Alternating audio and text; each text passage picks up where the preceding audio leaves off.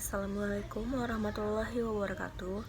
Perkenalkan, nama saya Wahyuliana, nomor induk mahasiswa 0704201001 dari kelas Biologi 1. Di sini saya akan menyampaikan sedikit materi mata kuliah Bahasa Indonesia, yaitu tentang bahasa baku. Sebelumnya, saya mengucapkan terima kasih banyak kepada dosen pengampu kami, yaitu Ibu Junaida MPD, yang telah memberikan tugas video ini kepada kami. Baiklah, langsung saja kita masuk ke materinya, yaitu bahasa baku. Pengertian bahasa baku. Kata baku adalah kata yang digunakan sesuai dengan pedoman atau kaidah bahasa yang telah ditentukan. Dan sumber utama dari bahasa baku yaitu Kamus Besar Bahasa Indonesia atau KBBI. Kata baku umumnya sering digunakan pada kalimat yang resmi, baik itu dalam suatu tulisan maupun dalam pengungkapan kata-kata. Ciri-ciri bahasa baku ada 5. Yang pertama, tidak terpengaruh bahasa daerah. Kedua, tidak dipengaruhi bahasa asing. Yang ketiga, menggunakan imbuhan secara eksplisit. Yang keempat, bukan bahasa percakapan. Dan yang terakhir, tidak mengandung arti pleonasme.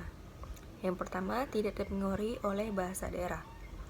Maksudnya, dalam percakapan sehari-hari, biasanya kita akan cenderung menggunakan ragam bahasa yang bersesuaian dengan bahasa di daerah kita.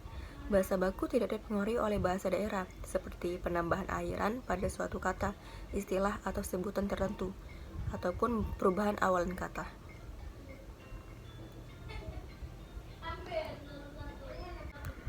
Contohnya, bertemu, tidak bakunya ketemu. Saya bertemu ayah di rumah, saya ketemu ayah di rumah. Selanjutnya contohnya, merasa, tidak bakunya ngerasa. Ibu merasa bahagia, tidak bakunya ibu ngerasa bahagia.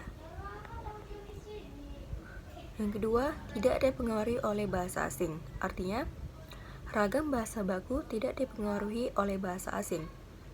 Jika terdapat pengaruh bahasa asing seperti penambahan kata bantu, pertukaran posisi, perbedaan makna, dan sebagainya, maka bahasa tersebut merupakan bahasa tidak baku.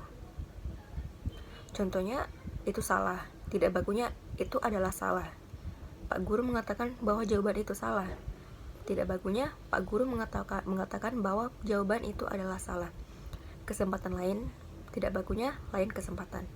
Kita akan bertemu pada kesempatan lain, tidak bakunya kita akan bertemu pada lain kesempatan.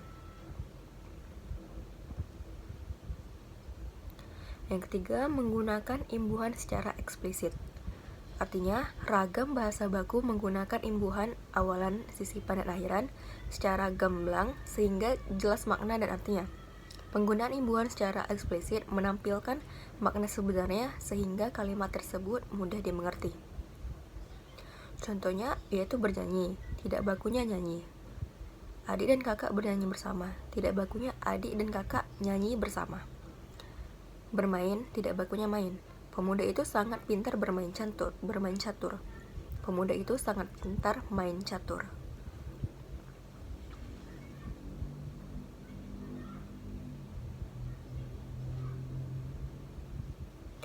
Yang keempat, yaitu bukan bahasa percakapan.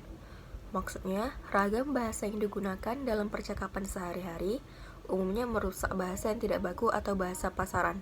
Bahasa yang baku bukan merupakan bahasa percakapan dan terdengar lebih formal atau resmi. Contohnya, tetapi, tidak bakunya tapi. Adik sudah minta maaf tetapi kakak masih marah. Adik sudah minta maaf tapi kakak masih marah. Tidak, enggak.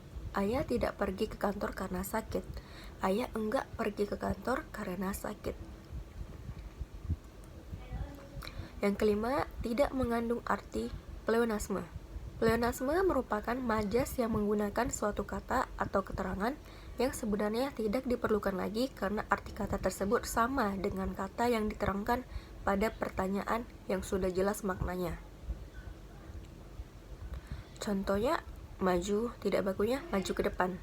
Naik, naik ke atas. Hadirin, para hadirin. Zaman dahulu kala. Para juri, juri.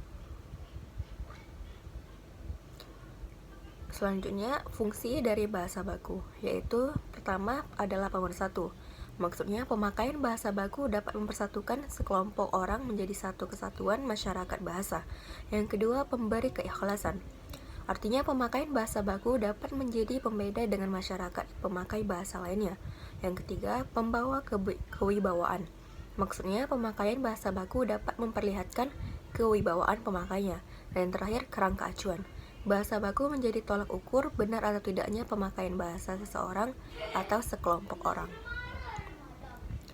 Baiklah, sekian dari materi bahasa baku, kurang dan lebihnya saya mohon maaf. Semoga materi yang disampaikan di PowerPoint tadi dapat bermanfaat bagi kita semua. Terima kasih. Wassalamualaikum warahmatullahi wabarakatuh.